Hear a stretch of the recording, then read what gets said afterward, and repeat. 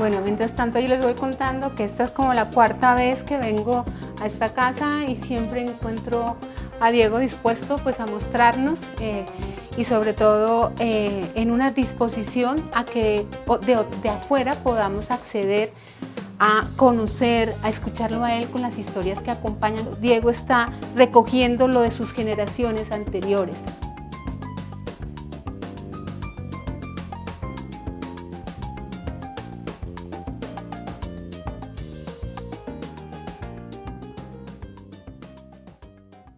Nací en primer lugar en La Vega, Cauca, y me fui a vivir muy niña a Pasto. Hice mi bachillerato en Pasto y en mi casa siempre me metieron como en la mente estudiar medicina. Entonces yo llegué a Cali porque pensábamos que no iba a entrar a medicina, entonces entré a fisioterapia. Entré a fisioterapia y en la noche empezaba por mi cuenta a asistir al taller de pintura del maestro Labrada, que quedaba en San Antonio. Y allí tomé la decisión. Realmente, o sea, el hospital no es para mí, los enfermos no son para mí, me desmayo viendo sangre. Entonces tomé la decisión de presentarme a Bellas Artes, a Artes Plásticas, y me preparé, me acuerdo tanto para esa entrevista como nunca me había preparado ni para el ICFES ni para nada de eso. Entonces, porque yo sentía de algún modo que eso era clave en mi vida, que tenía que quedar. Y quedé. Luego ya me gradué de filosofía y pensaba hacer la maestría en historia andina, precisamente investigando la colección de los franciscanos. Pero por cosas del destino se me presentó la oportunidad de viajar a España. Entonces, pues nada de eso, pero en España me puse a visitar museos, archivos por mi cuenta, cursos gratis porque no tenía el dinero para pagar, entonces todo lo que era gratis yo estaba allá. Que 2 días que en el museo tal, un curso, ya estaba. Así fueran solo conferencias y eso, hasta que me fui metiendo como en la academia. La formación le da a uno como elementos para poder hacer análisis, interpretaciones, comparaciones. Pero sin la historia minúscula, es decir, sin personajes, sin hechos, sin procesos, sin eventos, no tendríamos esa historia con mayúscula. Lo que he aprendido yo es que cada vez valoro más las historias pequeñas.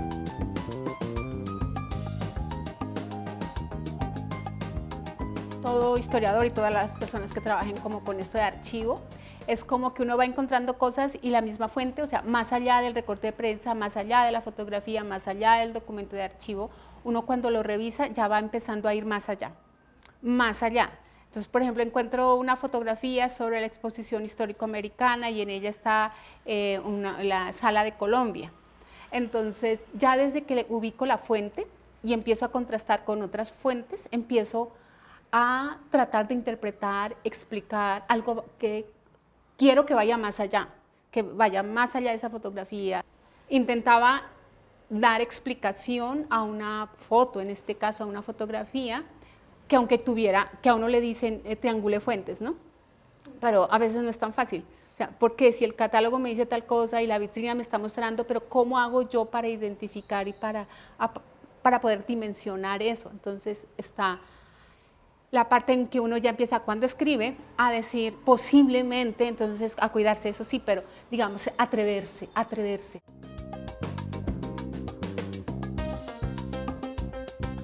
Archivo es un lugar de memoria, dice Pierre Nora, pero yo le colocaría un lugar de memorias, en el sentido plural, amplio, y aparte de los archivos, las bibliotecas, los museos, las colecciones particulares, es lo que me está en este momento llamando al oído y me dice, mira, ahora tienes que investigar colecciones particulares, como esta casa donde estamos, que es especial, o sea, desde que la conocí he venido como 3 o 4 veces, y porque no, más que una colección, es un lugar de memoria, pero es que es un lugar de memoria que nos habla del coleccionista, de su relación con el entorno, contribuye a la historia local, contribuye a entrarse en una colección particular, adentrarse en esa colección particular, en cualquiera, implica conocer aspectos de comunidades, de grupos, de problemas puntuales. Como documento pienso que vuelvo a la definición más de fuente, sino toda huella, testimonio que haya dejado la humanidad y ahora más allá de lo humano. ¿Por qué? Porque estamos, ahora que estoy con el curso de patrimonio, resulta que las piedras hablan. O sea, las piedras pueden ser documentos. O sea, una piedra en un volcán es la piedra en el volcán.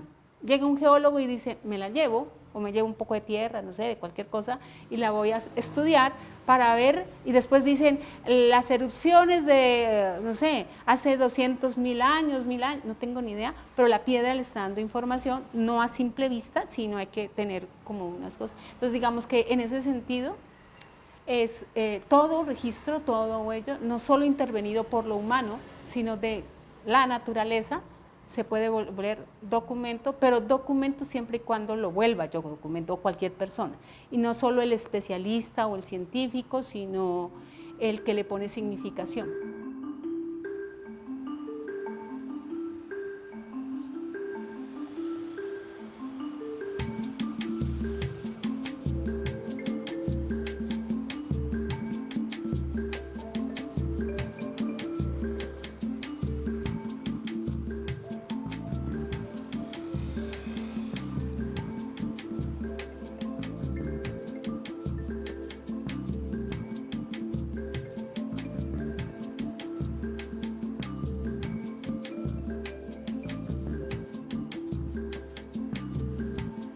A quienes nos interesa un poco la historia intelectual, editorial y literaria de la ciudad, pues este lugar es fundamental.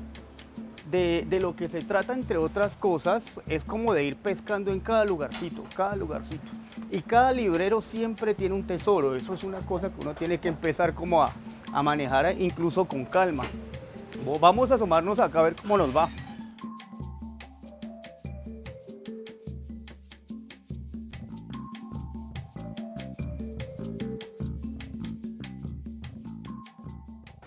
A mí me parece que hay un momento clave que tiene que ver con los espacios de socialización tempranos, con mis tíos y mis tías que, digámoslo, tenían una fascinación muy amplia por la literatura. Yo ahora les mostraba esos libros de la editorial Norma que son amarillos, azules, rojos y que son libros como para niños. Pues yo tuve la fortuna en algún momento de tener la colección completa, que eran alrededor de 200 y 300 ejemplares. Entonces desde ahí yo creo que hubo un vínculo temprano con el mundo del libro. Ahora, existe otro momento que para mí es clave y tiene que ver con los tiempos lúgubres del colegio, es decir, esas experiencias cuando yo recibía clase de historia por una profe historiadora. Mira, yo soy de los que cree que uno siempre tiene que estar trabajando en dos cosas al tiempo al menos. Digámoslo, un proyecto duro y un proyecto muy tuyo asociado, por ejemplo, a la pasión. Entonces, ¿qué hago yo siempre? Trato de leerme 2 libros al tiempo para empezar. El clásico texto historiográfico y una pieza literaria pues que me permita evocar otras cosas. Ahora bien, eso conlleva, creo yo, a que uno tenga que tener un arsenal de materiales. Un historiador sin biblioteca para mí es casi que una cuestión muy difícil de llevar al terreno de la certeza, al terreno de la... Yo trato siempre de moverme en esas coordenadas. ¿Eso qué implica? Tener la casa prácticamente como un almacenador compulsivo, llena de libros, de periódicos, de discos, de cuestiones asociadas pues a elementos que te permitan ver el devenir de una sociedad, pero a la vez también disfrutar.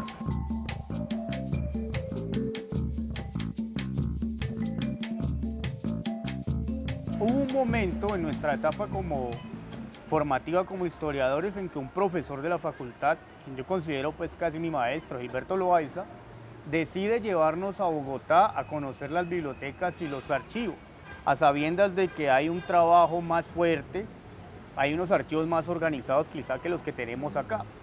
Y a mí me parece que esa experiencia fue fundamental porque nos metió a ver colecciones de libros antiguos en la Biblioteca Nacional de Colombia. Eso para un joven estudiante de historia cambia la ecuación, pero ahí también nos empezamos a dar cuenta de la cantidad de prensa hecha en Cali, en Jumbo, en Buga, en Palmira, que reposan esas colecciones y que te permite a vos comprender cuál es la esfera de discusión pública que caracteriza a una sociedad así sean contextos regionales. Entonces yo resalto mucho esa experiencia en la Biblioteca Nacional de Colombia y en la Biblioteca Luis Ángel Arango. Empezamos afuera, no fue aquí en Cali. Pero después de eso, en algún momento yo me encarreté con el tema de la muerte y empezamos a hacer trabajos aquí en las colecciones del Archivo Histórico, leyendo testamentos, leyendo mortuorias e incluso pasando a otras dimensiones quizá para muchos más mórbidas, más propias de esa dimensión del Das Unheimlich que llamaría Freud. Encontramos alguna vez, recuerdo, testimonios de prácticas de necrofilia en Cali en el siglo XIX, que tiene que ver con lo que distintos historiadores llaman el encanto del archivo y que eso deviene después en una archivofieber, es decir, como en una fiebre, en una especie de pasión desbordada por hallar y hallar y hallar documentos. Ahora, después vienen otros capítulos asociados a la búsqueda en algún momento de documentación sobre el crimen y la policía en el Valle del Cauca, primeras décadas del siglo XX, y en esas indagaciones recuerdo que trabajamos mucho el archivo de la Gobernación del Valle del Cauca, que está relativamente cerca aquí, a esta plaza de libreros. Retomando un poco mis tempranas experiencias en la Biblioteca Nacional de Colombia, yo siempre recuerdo la sala de libros raros y antiguos que queda en el primer piso, y recuerdo sobre todo cuando el contacto directo con ejemplares del siglo XVII, XVIII y XIX. Entonces, ese tipo de experiencias creo yo que no son invaluables y despiertan una serie como de sensaciones muy íntimas que se pueden transportar en términos de un deseo de saber, que se pueden, digámoslo, que pueden generar una dinámica de autocultivo intelectual. Ahora, si lo pensamos en términos de el papel digámoslo, de las nuevas tecnologías de comunicación e información, pues los archivos en línea son fundamentales. Vos podés entrar a la New York Public Library y vas a encontrar ahí varias imágenes sobre la Cali de los 30, los 40, los 50.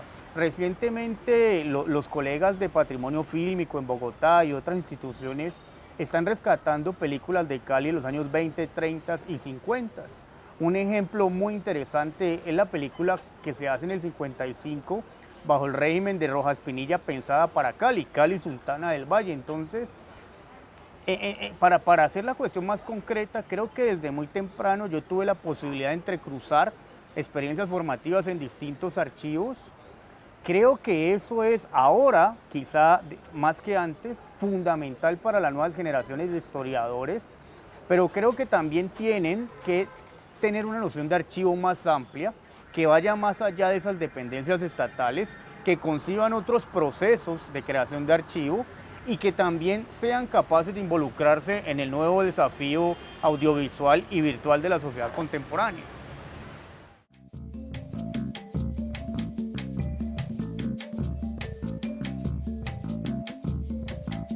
Otro tipo de tipologías documentales que podríamos visitar o que yo he visitado en mis pesquisas tiene que ver con la vida y obra de una cuentista que fue muy importante en la Cali de los años 20.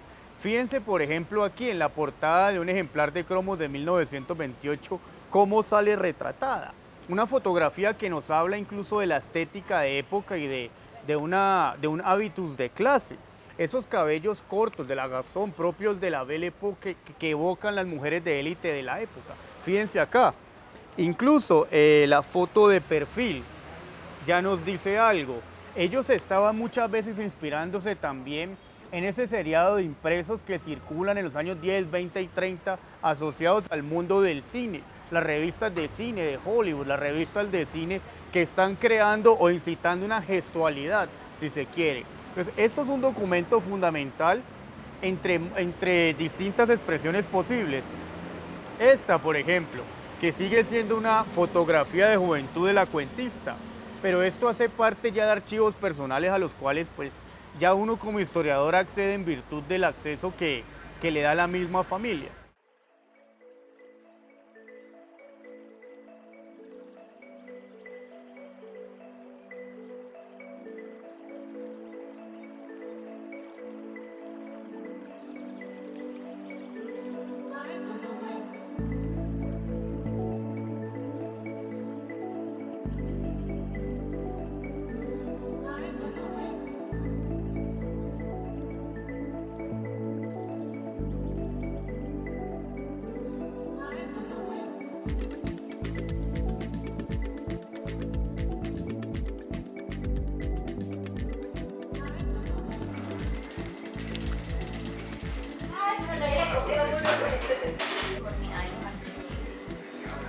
Mi nombre es Julio Zuluaga, sí, efectivamente soy historiador, hice una maestría en estudios organizacionales y un doctorado en administración.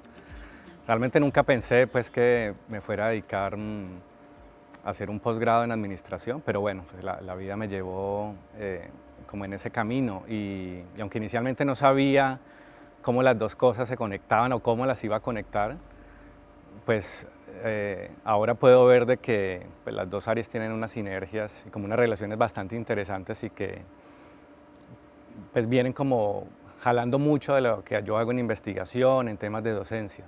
Y básicamente ha sido alrededor de la historia empresarial que yo he podido conectar como esas dos grandes áreas, ¿no? En entender cómo las organizaciones, las empresas o instituciones gubernamentales o de todo tipo pues han venido evolucionando a lo largo del tiempo y cómo han impactado el desarrollo de la región, ¿no? Que es uno de los temas que a mí me interesa en términos de investigación, ¿no? Entonces, esa ha sido la forma en que yo he conectado o he venido conectando la historia con la administración. Sí, la escritura comienza apenas uno está en el mismo trabajo de archivo, ¿no? Uno cuando va consultando los documentos o va encontrando un documento, eso va generando muchas ideas, ¿no? Y esas ideas uno las va escribiendo ya sea en un cuaderno o en el celular, ¿no? O los va dejando en la memoria y luego llega a la casa y los escribe, ¿no? A veces lo más efectivo es escribirlas ahí mismo. Entonces la escritura, digamos, comienza ahí en el mismo archivo. Ya después cuando uno está en la casa y tiene todo el documental que ha recogido, pues ya empieza más o menos un trabajo sistemático, ¿no? De revisión de la información. Yo trabajo con algunos software de análisis cualitativo y eso me ayuda mucho a organizar el proceso de escritura. Entonces yo utilizo Atlas-T o bueno, varios programas que te ayudan a sistematizar, pero digamos en ese mismo proceso uno también va escribiendo, ¿no? Va uno, digamos, uniendo ideas, va uno generalizando, va encontrando patrones y luego ya viene pues como una tercera fase que es una escritura más sistemática si se quiere, en el que uno ya comienza a escribir el documento y comienza ya a hilar, ¿no? Digamos, una historia que uno ha venido construyendo en esa relación con el archivo.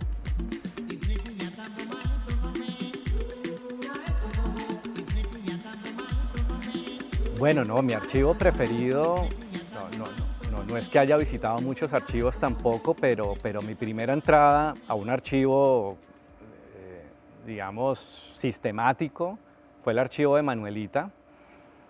Y fue una relación primero al inicio tortuosa, yo me asusté mucho porque es un archivo masivo, es un archivo que cuando uno entra uno dice, va, aquí me voy a quedar 1000 años revisando esto. Y entonces esa fue esa primera relación, pero el archivo Manuelita es de mis preferidos porque me asustaba al inicio, pero el espacio del archivo es un archivo bellísimo, es decir, es una casa del siglo XIX, ubicado en una hacienda. El mismo hecho de ir al archivo era un viaje para mí porque me tocaba viajar hora y media todos los días.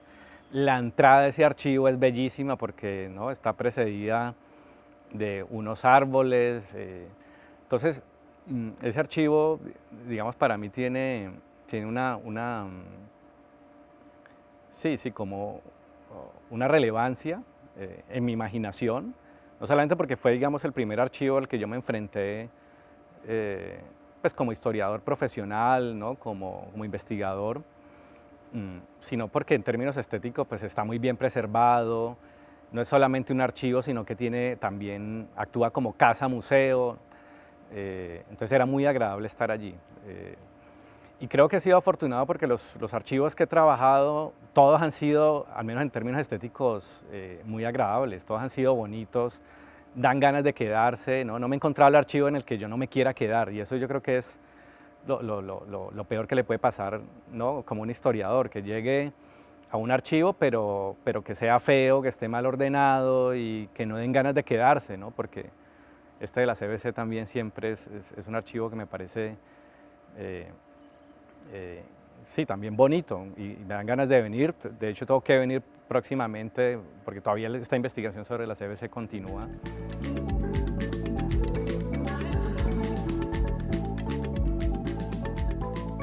Bueno, para los historiadores el documento es un fetiche, hay mucho fetichismo, ¿no? Cuando Marx habla del fetichismo de la mercancía, yo creo que los historiadores tenemos el fetichismo del documento y ya eso ha sido muy criticado, ¿no? Ya tenemos muchas versiones del documento, entonces el documento ya no es solo el papel, sino que es la palabra oral, son los objetos físicos, ¿no?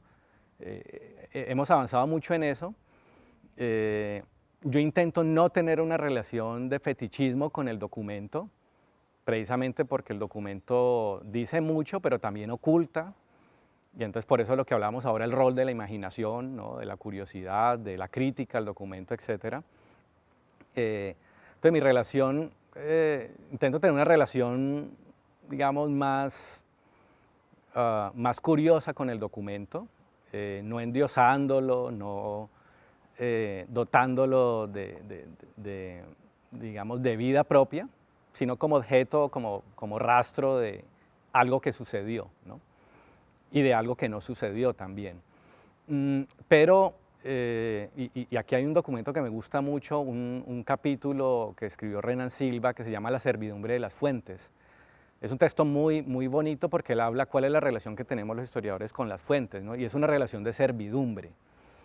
Y es una relación muy conflictiva porque somos esclavos de alguna manera de los documentos y para hacer nuestro trabajo debemos hacerlo con documentos. Y en ese sentido es una relación de servidumbre. Yo intento siempre tratar de emanciparme de esa relación de servidumbre recurriendo a otros tipos de fuentes documentales o inclusive liberándome del documento y acudiendo a la ficción o a la imaginación, pero digamos, hay una tensión ahí que es difícil de lograr. Entonces yo intento que mi relación sea una relación de curiosidad, ¿no? Inclusive sí, de apertura. Bueno, aquí estoy con el tomo 1 de las actas de junta directiva de la CBC. Las actas para mí son fascinantes por mi ejercicio como investigador en historia empresarial. Además, las actas pues son documentos regulares también a lo largo del tiempo, dan más o menos la información de manera consistente. Entonces también le permite a uno como controlar muchas cosas, ¿no? Entonces uno sabe que en el acta se registra para 50 años quienes asistieron a una reunión.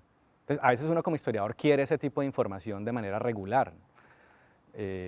Pero también el acta te da lo excepcional, ¿no? A veces el acta registra cosas que pasaron aleatorias, ¿no? Entonces el acta tiene para mí esa fascinación, ¿no? De registrar lo cotidiano, de registrar lo que pasa recurrente en una organización, pero también lo que sucede de manera excepcional, ¿no? Entonces como documento a mí me fascinan. Tengo el acta 1, que es el acta de la primera reunión del gobierno administrativo de la CBC. Entonces voy a leerles la primera parte de este acta. Dice, en la ciudad de Cali, a los 8 días del mes de noviembre de 1954, siendo las 2:30 de la tarde, en las oficinas de la Asociación Nacional de Industriales, se reunió el Consejo Directivo de la Corp.